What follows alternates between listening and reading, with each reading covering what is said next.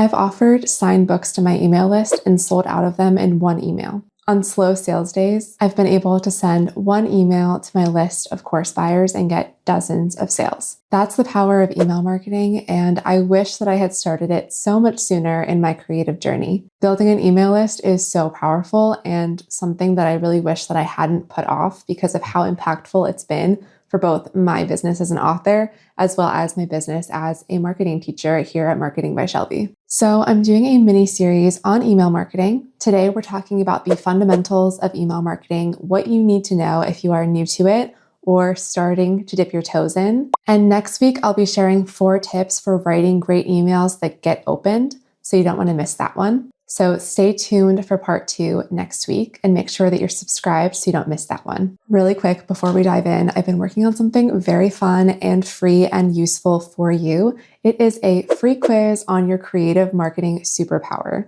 In just 9 quick questions, you will learn your superpower, how to use it to your advantage. I'll give you a custom marketing strategy and action plan, as well as a custom playlist of recommended video lessons for you. It's all free. It just takes a few minutes, and I'll link it in the description, or you can head to marketingbyshelby.com/quiz to take the quiz today. Okay, so what is email marketing? What are we doing? How do we start off if we're new to it?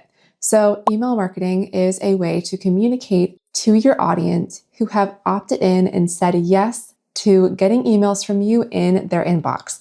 Now, this is really important. I'm going to talk a little bit about the legal stuff later, but people have to opt in to receiving your marketing emails. You cannot just add people's name to it without their consent. Those laws are in place to protect all of us from getting spammed and random emails that we didn't sign up for. So it's very important that whenever you do choose your platform, which we'll talk about in a second, that you make sure people can actually opt in as well as opt out and unsubscribe from your emails as well. Now, it's so powerful because people are opting in to hear from you in their inbox, which is a place that most of us check multiple times per day. And since we signed up, we're expecting communications from the brands and the businesses that we signed up for. So in order to start doing that, we need to pick an email marketing platform to use. And there are so many out there that it can be a little overwhelming, but I do recommend that you do some research, you think about your future, what this looks like for you, and choose a strategy and a platform based on that. So for example, some email marketing platforms have more features and more advanced settings than others may have. One of those things is automation. That is something that's very important to me, that really helps me grow my business without needing to constantly email. It allows me to send people free things whenever they sign up for my email list. So for example, with that quiz that I just told you about a minute ago, it's set up in my email marketing platforms that when someone finishes the quiz, they automatically get tagged as the result that they got for the quiz, and they'll get an email with their quiz results. And I had to set that up in my email platform. And so without a tool that comes with automation, I wouldn't have been able to do that. So the tool that I use is MailerLite. It is one of my favorite platforms that I use for my business and has really helped me on both the author side of things. I have my reader list in MailerLite, and I also have my Marketing by Shelby list in MailerLite. I will link that in the description of this video so that you can check it out and see for yourself if it's a good fit, but it has that automation that is very important for me. There are other platforms that don't, and they might be a little bit simpler in what they offer. So take a look at different platforms, watch some review videos on YouTube, and create a free trial if they have one, and just poke around, see how you feel about it. Do you like the look of it? Do you like the layout? It might be overwhelming at first if you've never used one before, but like any platform, you have to kind of learn it and get your way around it. So get familiar. I'll name a few other ones in case you want to check them out. So Flowdesk is another one that a lot of people like for its really beautiful templates.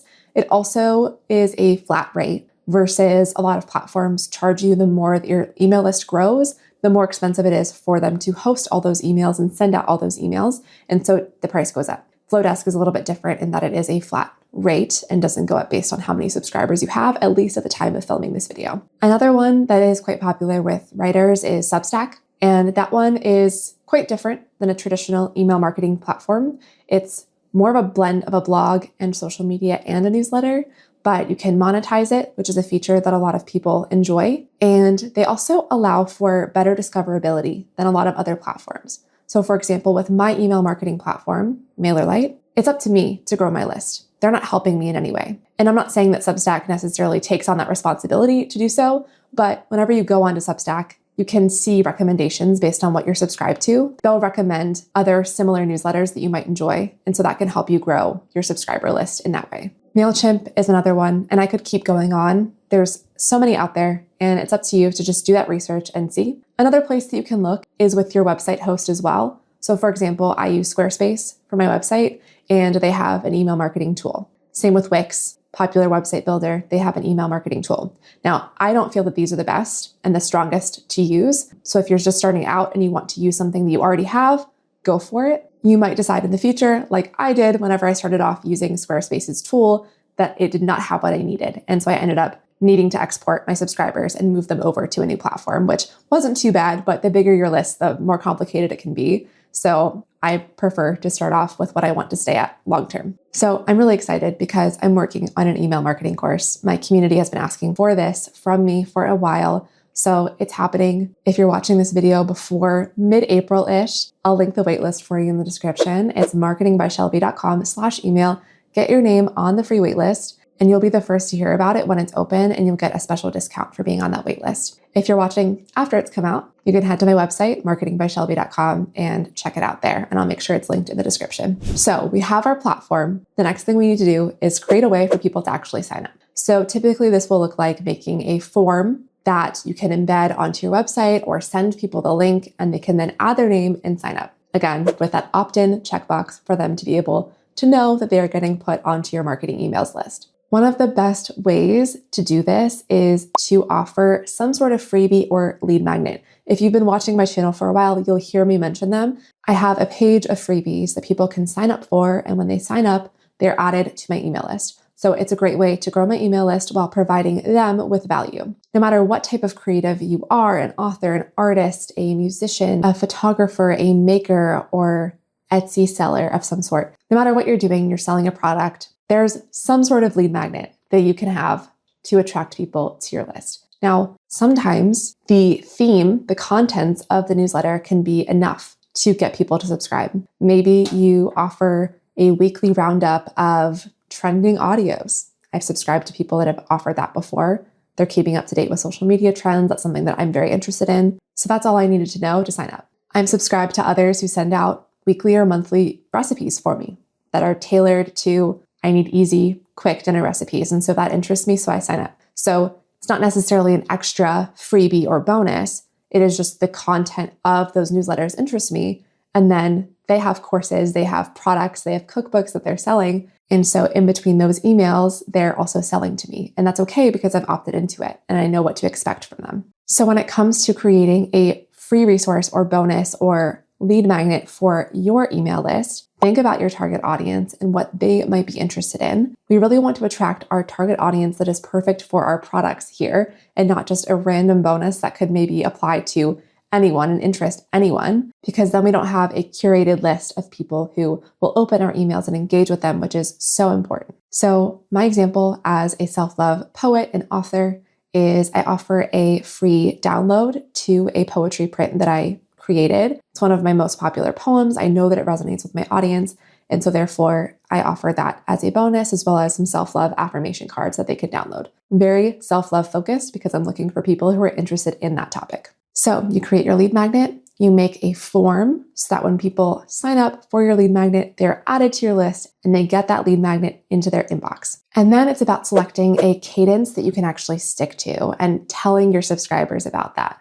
So whenever they go to sign up, giving them an indication of when they can expect to receive emails from you is really helpful in getting subscribers, because now they know, okay, if this person's sending daily emails, maybe this isn't for me. Or yes, I'm super excited about this daily email, so I'm going to sign up. Or maybe you send weekly or monthly or whatever it looks like for you. Try to stick to a cadence and even a day that you can stick to regularly so that it's part of your routine and people know what to expect. It's okay if you switch up days. I've certainly done that over the years, but for my marketing list, I have Marketing Mondays where every single Monday, except for when it's a big holiday, I will be sending an email to your inbox with marketing tips and strategies and the latest from me. People know to expect that on Mondays, but I'll also sprinkle in other useful emails, as well as whenever I'm launching something new, I will email them more often as well during those launches.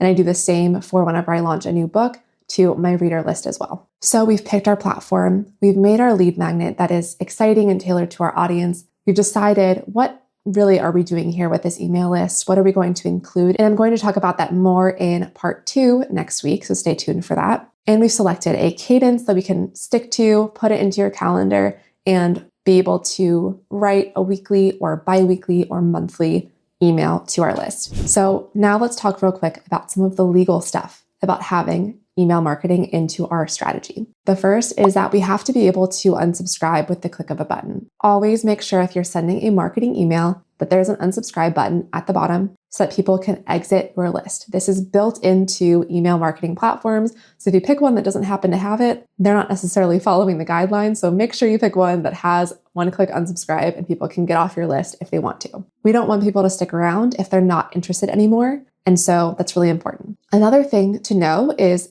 actually in a lot of countries, it is law that you need to have an address at the bottom of your email for your business. A lot of people understandably don't want to put a personal address at the bottom of their emails.